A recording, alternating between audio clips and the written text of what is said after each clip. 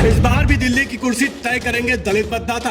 आखिर क्यों केजरीवाल को मिलेगा फायदा? कांग्रेस ने कर दी देर, क्या बीजेपी मारेगी बाजी?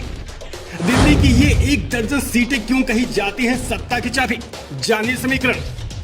दिल्ली चुनाव इस बार कुछ अलग ही मोड़ पर है। बीजेपी ने अपनी पूरी ताकत झोंक दी है और ये सारा चुनावी रण आम आदमी पार्टी के खिलाफ है। दिल्ली में बीजेपी की स्टार प्रचारक टीम ने धमाकेदार एंट्री की है और अब इस लड़ाई का रंग ही बदल चुका है। बीजेपी के स्टार प्रचारक यूपी के मुख्यमंत्री योगी आदित्यनाथ, जिन्होंने अपनी सशक्त और आक्रामक भाषण शैली से दिल्ली की सियासत में हलचल मचा दी, उनकी एंट्री ने एक नया सियासी तूफान खड़ा कर दिया है।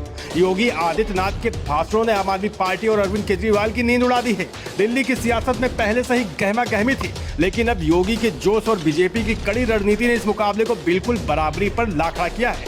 योगी के बयान और उनकी धमक ने पूरी दिल्ली को सियासी गर्मी का एहसास दिला दिया है, जिससे न सिर्फ आम आदमी पार्टी बल्कि केजरीवाल भी खुद को मुश्किल में महसूस कर रहे हैं। बीजेपी के पक्ष में योगी आदित्यनाथ की एंट्री ने सारा खेल बदल दिया है। क्या योगी की आक्रामक रणनीति केजरीवाल को हरा पाएगी या फिर आप दिल्ली की राजनीति पर अपना दबदबा बनाए रखेगी? ये तो वक्त ही बताएगा। लेकिन दिल्ली की राजनीति में आम आदमी पार्टी हो या बीजेपी या कांग्रेस, सभी की नजरें दलित मतदाताओं पर टिकी है। दिल्ली की राजनीति में दलित एक बड़ा फैक्टर है।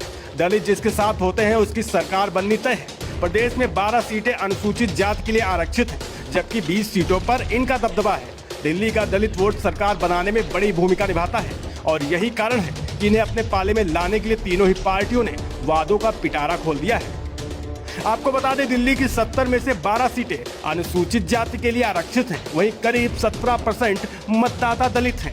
इनमें 38% जाटव हैं और 21% वाल्मीकि समाज से आते हैं। इस बार दिल्ली में बीजेपी ने 14, कांग्रेस ने 13 और आम आदमी पार्टी ने 12 दलित उम्मीदवार खड़े किए हैं। इसका मतलब है कि बीजेपी और कांग्रेस ने आरक्षित सीटों से ज्यादा दलित प्रत्याशियों को मैदान में उतारा है। यानी बीजेपी और कांग्रेस ने सामान्य सीटों पर भी दलित उम्मीदवार उतारे हैं। बता दें, दिल्ली की आरक्षित सीटों पर जिस भी पार्टी का पलड़ा भारी होता है, सरकार उसी की बनती है। 2020 और 2015 में आपने सभी 12 सीटें जीती और सत्ता पर काबिज हुई। 2013 में आपने 9 सीटें जीती और सरकार बनाई। 2008 और 2003 में कांग्रेस ने 9 और 10 सीटों पर जीत दर्ज की और सत्ता में रही। 1998 में कांग्रेस ने सभी 12 सीटें जीती और सरकार बनाई।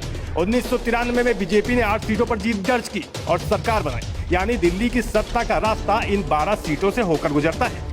अब ये देखना दिलचस्प होगा कि आखिर दलित वोटर्स को लुभाने में कौन कामयाब होगा। बता दें, इस बार बीजेपी ने दलितों के लिए कई दावे किए हैं और वह दलित बहुल निर्वाचन क्षेत्रों में व्यापक संपर्क कार्यक्रम आयोजित कर रही है।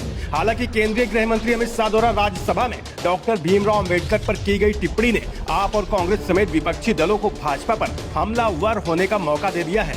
इससे कि दलित वोटर छिटक सकते हैं। हालांकि केजरीवाल को उनकी योजनाओं का फायदा मिल सकता है। Bureau report, UP news.